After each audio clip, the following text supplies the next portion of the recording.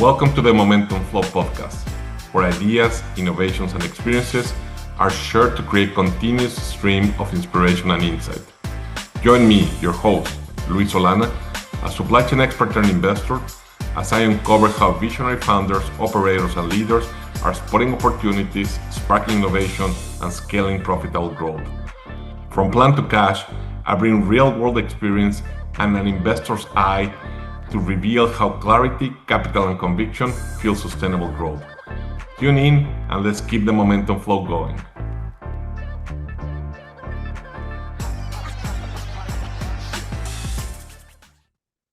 Welcome to a special reflections episode of the Momentum Flow. I'm Luis Eraña. If you spend enough time speaking with leaders across industries, something interesting begins to happen. Patterns emerge. Different companies, different industries, different leadership journeys. Yet, the same questions keep resurfacing. How do we live in a world that's changing faster than our institutions? How do we build organizations capable of adapting, not just reacting to disruption? And perhaps most importantly, how do we create momentum when the rules of global business are being rewritten in real time? Over the past several months on the Momentum Flow, I had the privilege of exploring these questions with leaders like Luis Eraña, Tim Scott, Laura Juliano, Jorge Titinger, Gustavo Ghory, Chris Stiles, and Bob Stewart. And when you step back from those conversations, 5 powerful lessons begin to emerge, all of them about leadership in this new era of supply chain transformation. So the first lesson is about the rise of the systems thinker. One of the biggest differences among leaders today is how they interpret complexity. Traditional leadership often views supply chains through functional lenses: procurement, planning, transportation, distribution. But leaders creating real momentum see something very different. They see systems. When you listen to someone like Jorge Titinger, for example, you hear a leader thinking about the architecture of entire industries, platforms, digital ecosystems, and interconnected markets. Contrast that with someone like Tim Scott, whose perspective is rooted in decades of operational leadership, distribution centers, vendor relationships, inventory flows. One is designing the blueprint. The other understands how the machine actually runs. And what becomes clear is that the companies building real momentum are integrating both perspectives. Because designing systems without operational understanding just creates theory. And running operations without redesigning the systems creates stagnation. Momentum lives at the intersection of the right systems architecture with the right operational leadership. That takes us to a second lesson. Technology is moving faster than leadership models.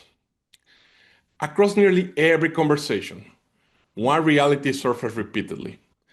Technology capability is accelerating faster than organizational adaptation.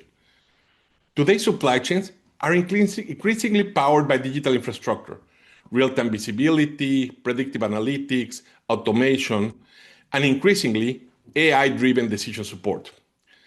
But when you listen to leaders like Laura Juliano, Chris Stiles, an important nuance emerges.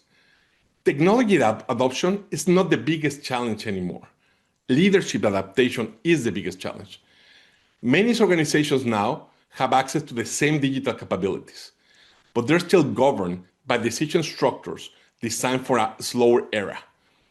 AI can surface insights in seconds, but organizations may still take weeks or months to act on them. So the real transformation underway is not just technological, it's organizational. The companies building momentum are aligning digital and organizational capabilities at the same time. The third lesson is about efficiency, and efficiency alone is no longer a strategy. For decades, global supply chains were built around one dominant principle: efficiency, lowest cost, lean inventory, global sourcing. But the past several years have challenged that model.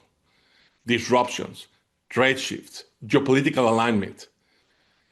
When speaking with global logistics leaders like Luis Eraña, You hear how supply chains networks are being reshaped in real time. Trade lanes are evolving, regionalization is accelerating, the global map of logistics is being redrawn. Contrast that with operators like Gustavo Ghory, who focus on the practical side, how organizations redesign networks and their supply chains to absorb disruption without losing performance.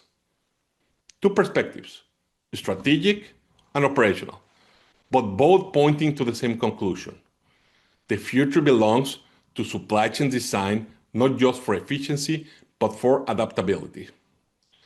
That takes us to the fourth lesson. Talent is the real constraint. One theme really surprised me by how often it surfaces. The biggest constraint in supply chains today isn't infrastructure, it's talent. Digital supply chains require a new kind of leadership capability. People who understand operations, but that can also interpret data.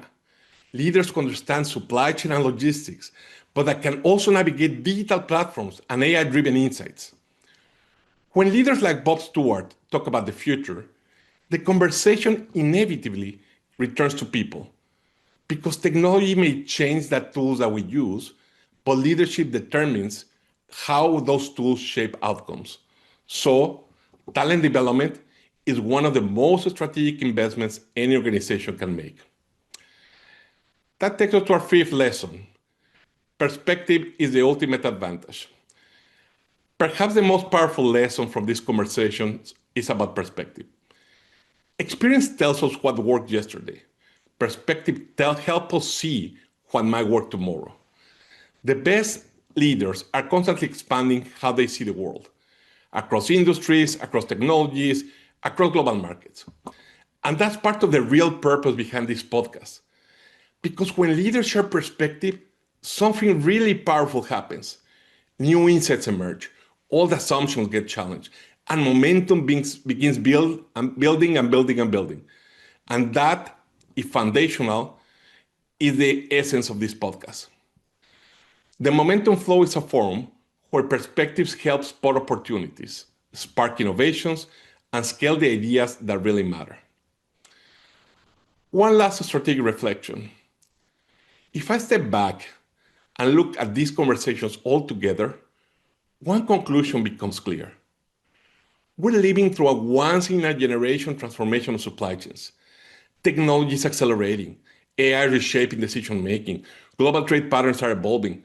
But the real story underneath, it all is about leadership. The organizations that thrive in the next decade will not simply be the most efficient, they will be the most adaptive. And that adaptability comes from leaders capable of navigating complexity while still creating clarity. So in closing, that's why I created the Momentum Flow, to explore how leaders across industries are navigating one of the most dynamic periods in global business. And if the first conversations are any indication, the most interesting insights are still ahead.